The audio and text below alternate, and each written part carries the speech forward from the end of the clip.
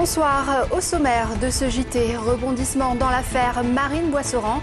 Son ex-petite amie mise en examen pour homicide volontaire a été relâchée hier et placée sous contrôle judiciaire. Faire le buzz pour trouver du travail. Un jeune Lyonnais diplômé en audiovisuel agite en ce moment la toile avec une vidéo très remarquée. Et enfin, à 3 jours du très attendu derby du Cher Olympique Lyonnais en 32e de finale de la Coupe de France, portrait d'un joueur du Chérois dans son quotidien. Mais tout d'abord, on débute ce journal avec cet incendie dans un bar situé cours Tolstoï à Villeurbanne en fin d'après-midi. Un homme a été retrouvé inconscient à l'intérieur du bâtiment. Il a été transporté à l'hôpital Édouard Herriot par les pompiers. On ignore pour le moment l'origine de ce feu. Une enquête est en cours. Une victime a été trouvée à l'intérieur du bar qui était en feu.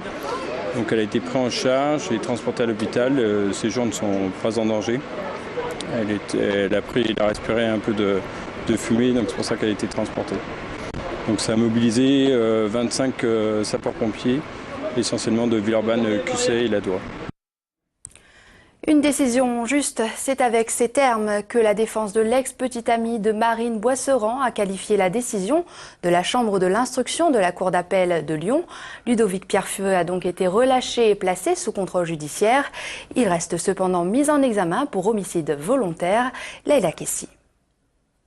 Il est libre depuis hier, mais reste aux yeux de la justice le principal suspect dans l'affaire du meurtre de Marine. Ludovic Pierrefeu a passé 15 jours en prison et vient d'être mis en examen pour homicide volontaire, une accusation qu'il conteste. Ça lui est tombé dessus comme un coup de massue, d'autant qu'il a toujours le temps à passer, ces années à passer. Depuis des années, on ne lui demande rien, parce qu'on n'a rien à lui demander, vraisemblablement, et que, véritablement, il est innocent. Une ligne de défense pourtant mise à mal par un témoignage, celui d'un collégien présent à proximité des lieux du drame ce 11 octobre 2005 à Chazé-d'Azergues. Ce dernier dit avoir reconnu Ludovic, alors petit ami de Marine, quittant les lieux en courant. Un témoignage peu fiable selon l'avocat du jeune homme. On rappellera quand même qu'au même moment, dans le même laps de temps, je le répète, et au même endroit, un autre témoin voit une automobile grise, suspecte, qui quitterait les lieux à vive allure. Des zones d'ombre qui ne remettent pas pour autant en question la conviction profonde de la famille de Marine. Pour elle, Ludovic reste le suspect numéro 1. Les contradictions qui étaient les siennes dans le cadre de ces auditions, les contradictions de sa mère, notamment quant à son alibi, tout ça nous laissait penser qu'il y avait en tout cas des éléments qui méritaient d'être éclaircis. Nous avons le sentiment, plus que jamais, que c'est un proche qui a commis ce meurtre, et peut-être Monsieur Pierrefeu. Et à noter que le père de Marine, Éric Boisseran, réagira en direct dans la grande édition à 19h30. Une soixantaine de prothèses PIP ont été posées sur des patientes du centre Léon Bérard entre 2008 et mars 2010. Des interventions survenues dans le cadre de reconstruction mammaire après un cancer du sein. La direction du centre précise dans un communiqué que la moitié des patientes a retiré leur implant suite à l'interdiction de sa commercialisation en mars 2010.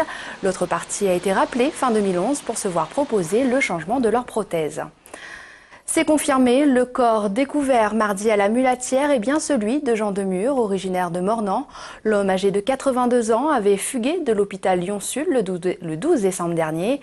Plusieurs jours après sa disparition, volontaires et police s'étaient mobilisés pour le retrouver. Son corps a finalement été retrouvé par un SDF. Une enquête est en cours pour connaître les causes du décès.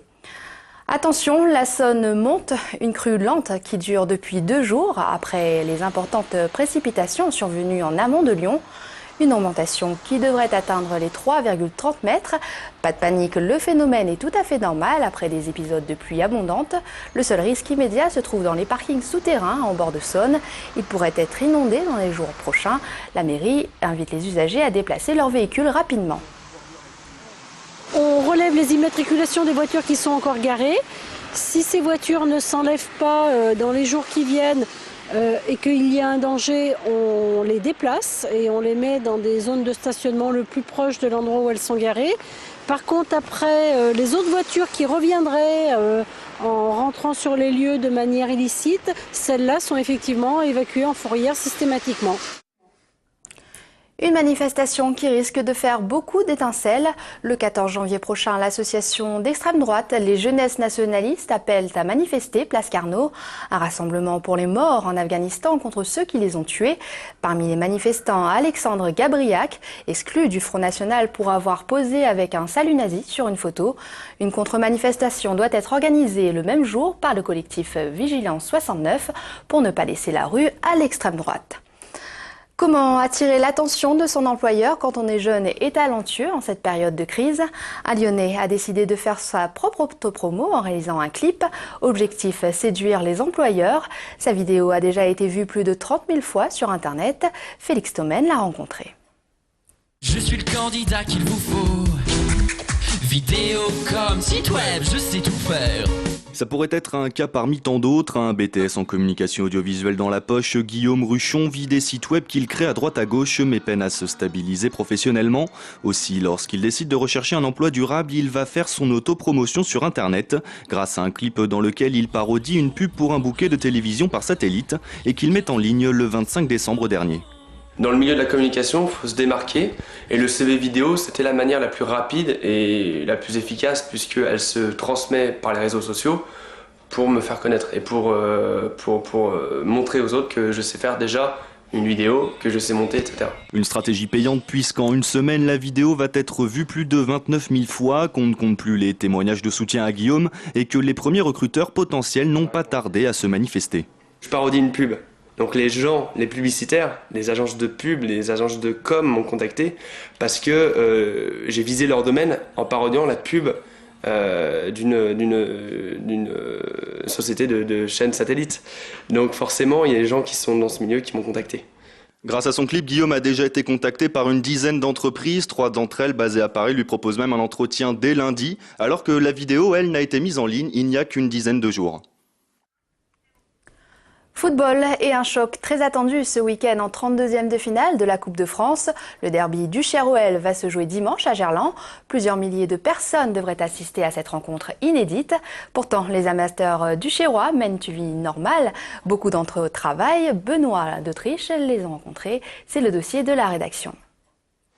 Depuis 4 mois, c'est ici qu'il passe ses journées. Steve Le Gall, gardien de but remplaçant de la Duchère, est à la ville, coach professionnel. Son travail aider les chefs d'entreprise dans la gestion du personnel. Comment motiver ses collaborateurs pour réussir un objectif ou comment les motiver en situation de crise, surtout actuellement par rapport à la crise que l'on vit. Voilà, c'est comment les garder concernés dans l'entreprise.